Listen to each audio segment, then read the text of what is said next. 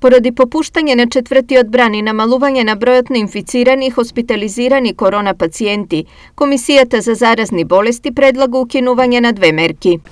Првата мерка се однесува на укинувањето на задолжителното поседување на негативен ПСР тест или потврда за прележаност или вакцинација при излез од земјата.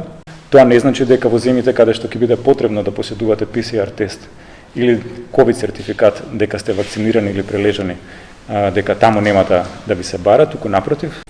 Втората мерка се однесува на бремените жени. Значи за бремените жени до сега беше мерката дека може да бидат ослободени од работа. Препораките во светот се дека може да се вакцинира, дека е безбедна вакцинацијата за бремените жени и дека е препорачлива, не само што е безбедна, за да можат да бидат побезбедни. Нивното здравје не само да е поврзано со работниот процес, туку и генерално со движењето низ популацијата. Препораките на Комисијата доаѓаат откако минатата недела бројот на инфицирани и починати се намали за 28%.